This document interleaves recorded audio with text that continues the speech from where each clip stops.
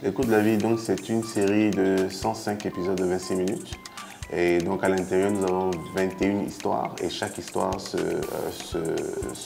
s'étale sur 5 épisodes.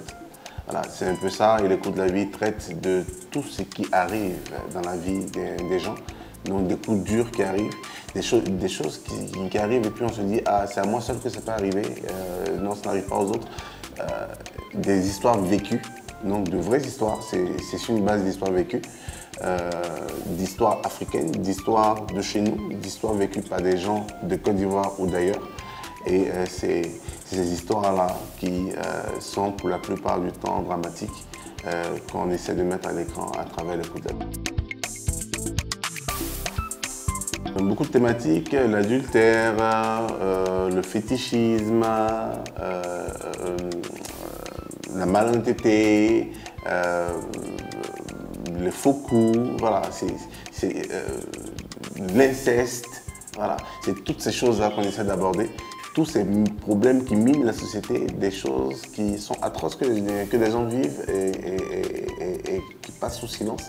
C'est toutes ces choses-là qu'on essaie donc, à travers la série, de raconter. Je me suis rendu compte que Les Coups de la vie, donc, qui viennent du best-seller de Arzata Ouattara, à qui je dis encore merci, et passionnaient les lecteurs. Passionnait les lecteurs, il y a eu beaucoup de ventes des Coups de la vie. Et on s'est dit, pourquoi ne pas surfer sur la vague positive générée par Les Coups de la vie.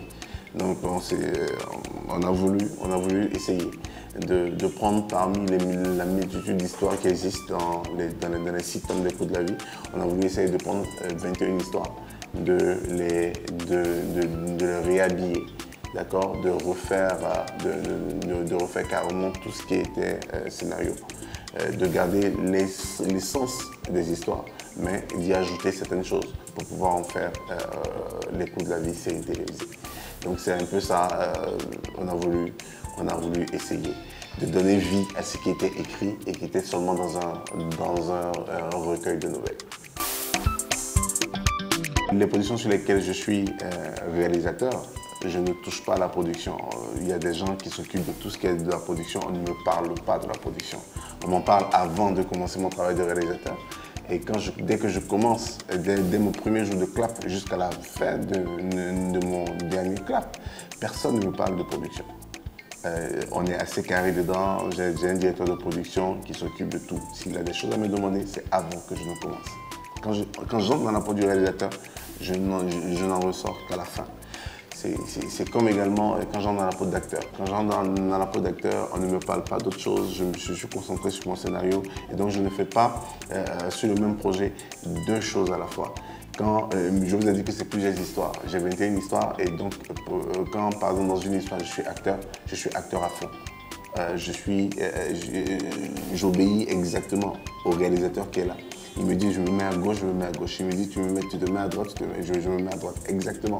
Il crie sur moi comme on crie sur tous les autres acteurs. Ou bien, il ne fait pas de différence entre moi et les autres acteurs. Et je veille à cela, à être traité exactement comme tous les autres acteurs qui sont sur le plateau. C'est important pour moi. Il faut dire que c'est la première expérience de ma boîte de production, donc Luligras Production. C'est le nom de la boîte de production qui réalise et donc qui produit la série.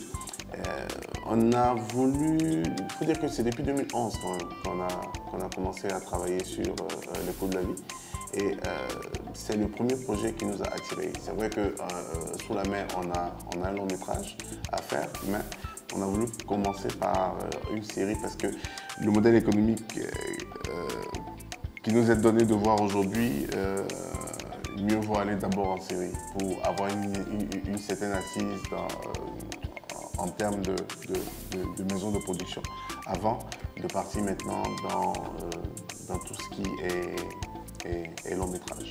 Et à l'époque où on commençait le projet, les salles étaient fermées. Il n'y avait aucune salle de cinéma pratiquement. Voilà, donc automatiquement on est d'abord allé sur la série au lieu de penser au long métrage.